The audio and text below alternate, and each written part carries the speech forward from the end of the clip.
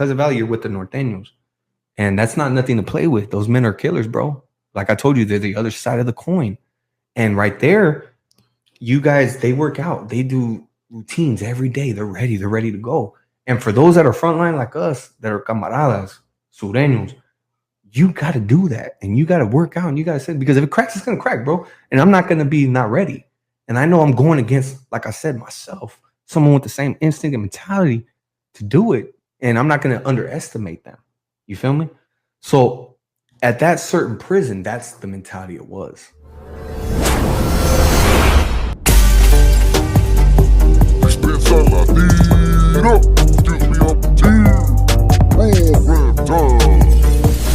Yo, Mitch Panseco Tlog Deshpa.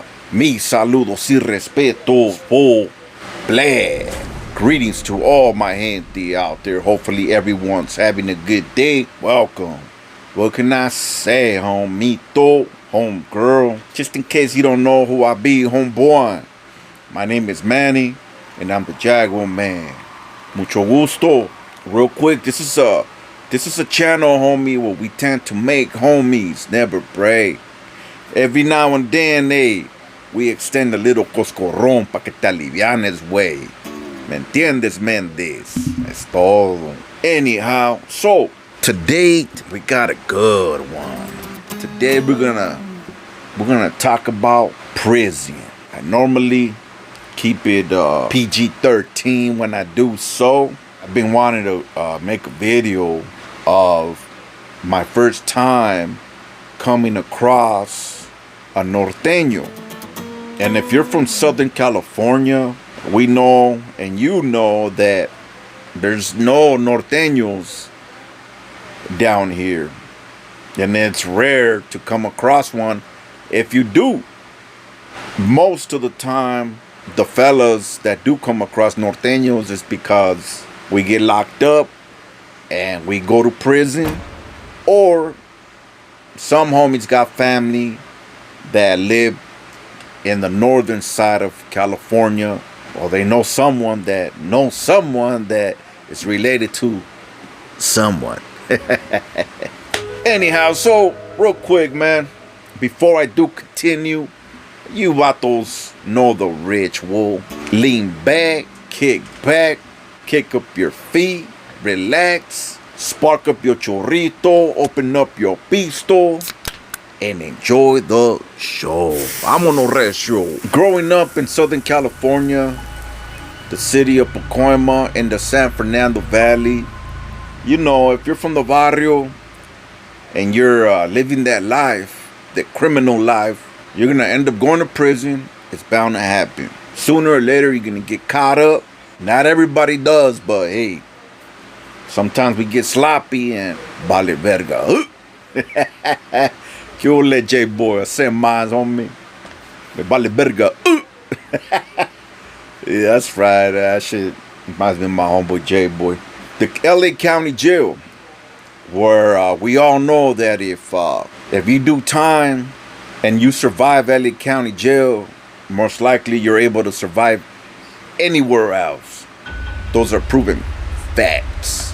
Landing in the county jail, as you start doing your time, you start getting prepared to begin your journey.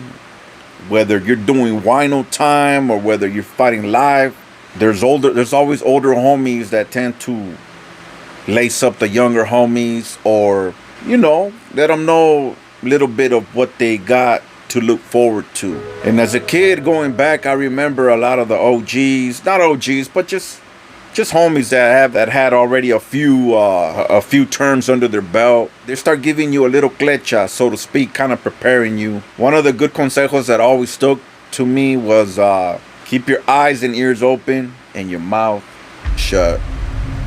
Well, you know, not completely shut, but at a minimum. Another thing too that stuck with me, but hey, I mean, damn, we're hard-headed. Sometimes we don't listen.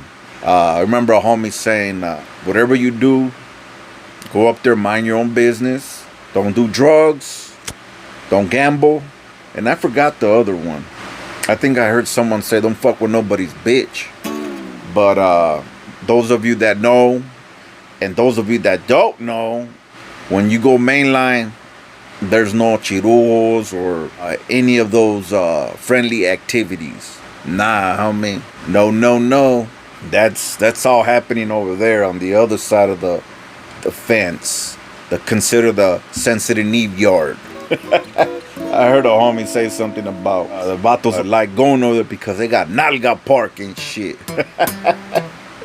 Anyhow, whatever that may be, but it don't sound good being a man's prison, right? The homies tend to lace you up and kind of school you and prepare you for what's coming ahead. And that's where you start hearing, the term Norteño, Northern.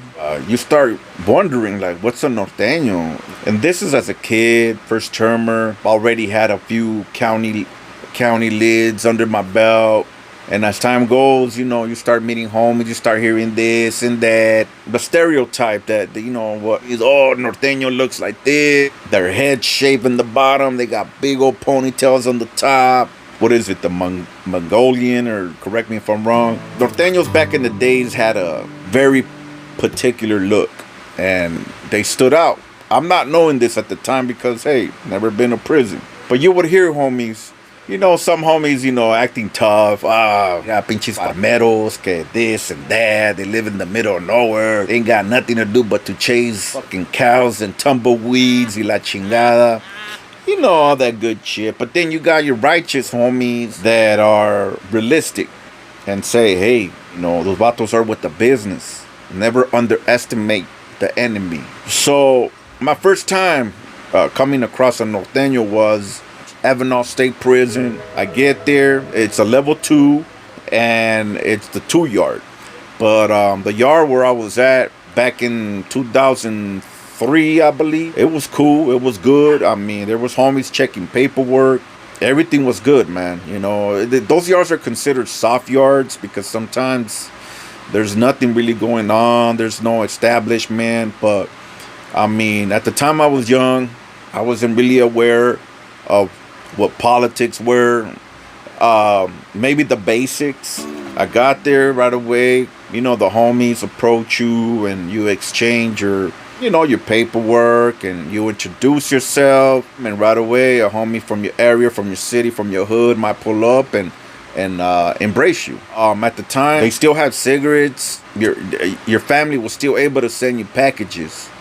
And I remember at the time we were going through a lot of overcrowding where the gyms were full of bunks and they had inmates living in them. And so when I pulled up, I happened to pull up to the gym. I got my bunk, and I remember one of the homies, they lace you up. They tell you where you're able to walk, not walk, like quote unquote what, like they say, the reglas, right? Anyhow, I remember the homie said, okay, those are the Norteños. Right now we're good, everything's cool, keep it respectful. Obviously there was no pleito, there was no pedo. People were programming. It was kind of like a trip because this whole time being in the county, here and there, you hear about these Norteños or raza living up north. And I don't know, I mean, it's like something from a different world, man. You imagine like they're almost like aliens, like, whoa. And then you get to see them and it's like, oh wow, that motherfucker looks like my Uncle Pedro. Oh, that looks like my homeboy Psycho. I mean, they're raza. They're human. They're doing the same thing you're doing. They're walking the yard. They're working out. They're eating sopas. There's nothing different, nothing out of this world. And I did see how disciplined they were, whether the shower or to the baño, and they had someone backing them up. And I would trip out, like, wow, these fools got bodyguards. And you have a motherfucker like this.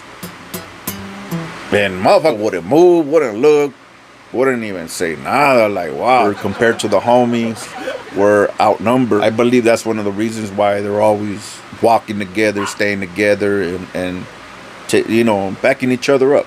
I believe a month went by. I started walking the yard. You always come across knuckleheads, homies that start tripping. Oh, I don't like the way this vato looks, or I don't like the way this vato looked at me. And at the time, I think the raza from up north was not able to take off their shirts or expose any type of or any of those gang-related tattoos. I remember there was this vato walking around the yard like straight up super fucking cholo, like hardcore motherfucker. He had that walk. And I remember being a morrito, but always a good judge of character. I kind of felt that vibe because, you know, you would hear the homies amongst the homies, oh, you know, like talking their shit, like, oh, este vato se cree, like, this vato thinks it's bad. Like, I kind of knew it in my heart. Sooner or later, some shit was gonna kick off. It was one weekend, man, and at the time, I was waiting for my visit, man. I had a little Jainita back then. I was looking forward to her coming to see me, and the yard went down. You know, one of the homies took off on one of the norteños, y valió verga. You know, it became a domino reaction. Things had to happen, and yeah, the yard went down, and the gym went down. And we got it out the way, and they put us on lockdown. They took all the norteños out. Whoever went to the hole, and at the time they locked us down, and you know, I was still young, and I was excited to be part of a riot. I was like, hell yeah, my first riot. And it was a trip because, you know, it's easy to get involved and handle your business. You gotta kind of be one step ahead. Of course, if you're there and there, you gotta get busy, back up your plate. Because remember, at the time they had the tower, people looking at you. You ain't trying to get caught up. A lo pendejo? Nah. My main thing was, man, I'm trying to get home. 16 months we have. Shoot. That was the first riot I experienced with the Norteños. So as they normally do, lock us down and then back to program. What they do is they got all the Norteños that were there on a bus, and they transfer them to a different yard or different prison, and a new busload came in of new Norteños, and that's how you start all over and program and keep the peace, and hey, let's keep it real, man. People are trying to go home. There was lifers there. There was dudes that had been down for a long time, but they were just doing their thing. That was my first time coming across a Norteño. I went home, shit, I came out turned up, man. Straight cagapalo. I was like, damn, I've been to prison. To me, it was like a walk at the park. It was nothing. Sometimes, hey, you know, you get a little chip on your shoulder. You a guy, you think you're all Mr. fucking super duper cholo and shit, you know? Pero, yeah, I went back to the hood, and I remember, instead of learning my lesson, it's just, man, I just thought I was unstoppable. And I ended up going away for 10 years. When I got left the county from the 10 years, I went to reception, to Hatchapee, and then I went to the level 4, the 180. I was in Dorado Salinas or Kern Valley, but I ended up going to Kern Valley. At the time when I got to Kern Valley, the killed one of the homies, 2009. And the lockdown was a little different than other lockdowns because we were still getting visits. We were still getting paquetes. Concrete yard is a smaller yard, like where the homies come out. It's like a little group yard. It's mandatory. But the homies sometimes play handball. So you come out and stretch out your legs, get to know the homies and shit. Because a lot of times homies, you know, come in, but through the lockdown, eventually they drop points. And next thing you know, they leave. And you don't get to meet all the homies in the yard, you know? I mean, this is back then. There was Norteños, but I think in B yard. And I mean, the yard kept going down every now and then. So they'll put us back in lockdown, and it just kept going on and on and on. My second encounter with Norteños was when I got to the level 3, Pleasant Valley State Prison, Coalinga, California. There we were locked down. There was bulldogs, there was Norteños. As Sureños, we had it all bad. I landed on B yard. We were locked down. We had nothing coming. And I remember being locked down, not having nothing. My vecinos were Norteños. I remember they were way different than the Norteños in the level 2. Now, level 2 in Avenal, it was dorm living. The gym. Pleasant Valley is cell living. There's a big difference there already. And I seen the conduct on the Norteños in Pleasant Valley was more at a respectful level. They introduced themselves through the vent where they got at us, and I remember they were trying to get us a TV. They shot us reading material, magazines, cleaning materials so we could clean up the celda, because I don't know about some of the dirt bags out there, but it's mandatory. You pull up in a cell, you gotta clean it up, homie. Right away, you get that green pad, you get disinfectant, you hit the walls, you hit the toilet, the sink. It might look clean, but hey, you never know. I feel good once I hit it myself. I mean, those are the first things you want to do when you get to the cell. And you know what? I've been to Corcoran. The Norteños there were real firme, real respectful with the business. As I started going to different prisons, now recently, before I paroled in 2019 in Corcoran, the homies were already programming with them. They were programming with us. You had younger homies getting haircuts by them, playing handball, exercising together. It was a mutual thing, you know. It's getting down to whether if you're active or not active. I mean, that's the way I seen it. I got to chop it up with some of them, you know. I mean, hey, and you know, it is what it is. Whatever happened in the past, happened in the past, and we gotta move on, man. It's just part of war. It's part of battle. It's part of the game, man. You know, business is business. And I know for a fact that even back then when we had guerra, you needed something right away. Hey, my name is so and so, mucho gusto, ahí te va. The enemy was quick to embrace you, make you feel welcome. But we knew that as soon as those doors opened, it was gonna be on. Straight massacre, straight vámonos recio type of shit. And that's the beautiful thing, you know, being amongst righteous men, men of class, men of self-respect. Ain't nobody gonna be wolfing behind the door, the van. We already know what time is it. We know where we stand, you know where we at, we know where we going. So I got to experience the war and the peace. Like I said, you know, before I came home in Corcoran B Yard, the homies, they had a good line of communication with, and I'm sure it's still the same. That's why I laugh when I see all this fucking shit on the internet. If it's for entertainment purposes, or I don't know if it's a marketing skill. I don't know if they're trying to promote their music. Or, I mean, more power to you, homie. Pero at the end of the day, if you know, you know. I mean, the real recognize real, and we know what time is it. Those are my memories of doing time with Norteños. I have many more, but I just want to keep it short and simple. First and foremost, I ain't nobody. You know, I'm just another regular Joe, family man in good standing, trying to survive out here. I believe that if I could spread good positive energy through this platform so people could understand that violence should be the last resort. It's not just about hurting the next man. For many years, it's been done. For many years, it's been happening. There's been a lot of blood being shed. Why do we have to keep on going with that negative cycle? We don't have to be buddy-buddy. Y la chingada, pero hey, always tip your hat to him, a real motherfucker. Hey, I see you. Cubole. That's it. Stay in your lane, homie. Conduct yourself like a real motherfucker, respectfully. You don't have to go to prison to conduct yourself right. Nah, it's common sense, homie. It's just simple things that you get taught at home by your parents. But just for the record, I ain't nobody.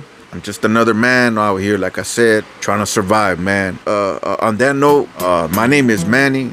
I'm the Jaguar Man. I'm gonna exit like I enter. Con mucho respeto.